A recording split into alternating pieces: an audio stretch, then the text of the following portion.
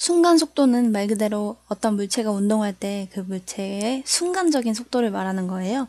그래서 이렇게 시간이 이렇게 있을 때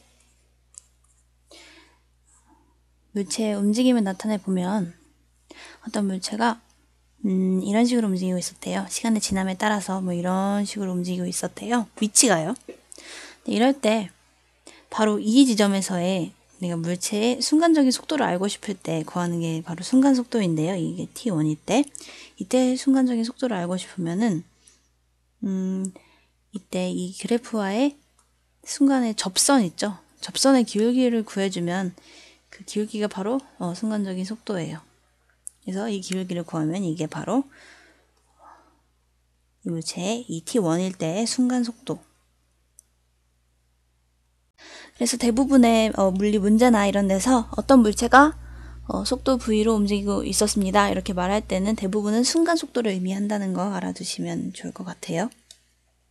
그리고 또 예를 들어서 뭐 이게 t1이었으면 뭐 여기가 t2라고 했을 때 여기가 t2라고 했을 때 t2에서의 순간 속도는 얼마일까요? 이것도 여기서의 접선의 기울기를 생각해보면 되는데 뭐 접선이 이게 아니라 접선은 어떻게 될까요? 접선은 이렇게 될 것 같은데요. 그쵸? 그렇기 때문에 기울기가 t2에서 기울기가 더 크죠? 그래서 t2에서의 순간 속도가 더 크구나 이렇게 알 수 있겠습니다. 우리가 속도를 구할 때는 평균 속도든 순간 속도든 간에 공식이 속도 v는 타임의 변화량이죠. 그러니까 시간 변화량 델타 t 분의 위치의 변화량 델타 s였는데요. 여기서 이거는 속도예요. 그래서 속도는 방향을 포함하죠. 포함하는데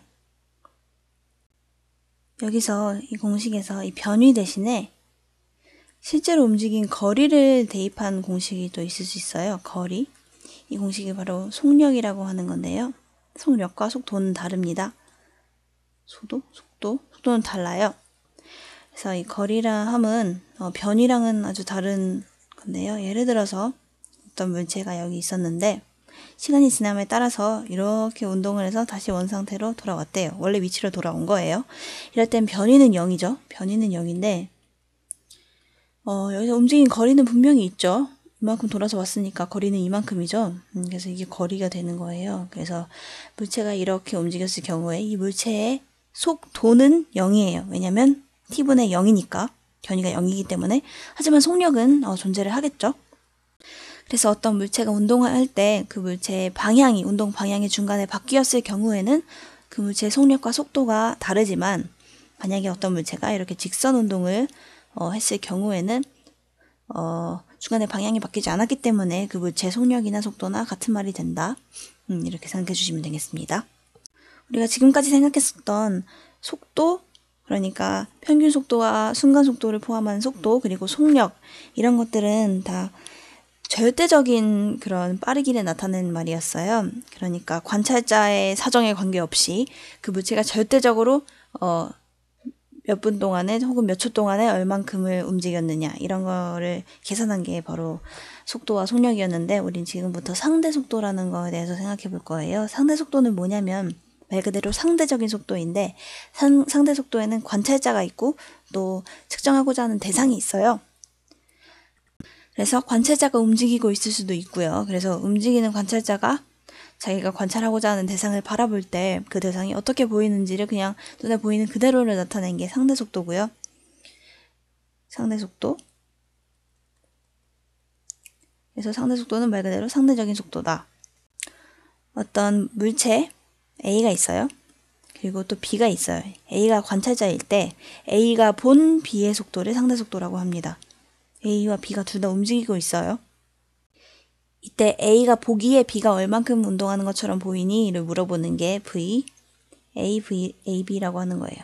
A가 보기에 B가 얼만큼 운동하는 것처럼 보이니? 이걸 어떻게 계산하냐면 A가 지금 관찰자죠. 관찰자의 눈에는 어떻게 보이냐면 우선 B의 원래 속도가 있겠죠. 이 원래 속도에서 자기의 속도를 뺀 것처럼 보여요. 그래서 자기 속도를 빼요. 이게 바로 상대 속도가 되는 거예요. 그래서 상대 속도 AB라고 하는 것은 A가 본 B의 속도죠. 그래서 결국 B의 속도예요. 그래서 이거 다른 말로 A에 대한 B의 속도, B의 상대 속도라고도 합니다. 그래서 목적어가 앞에 오는 거죠. 목적어가 앞에 오고 관찰하는 애가 뒤에 오고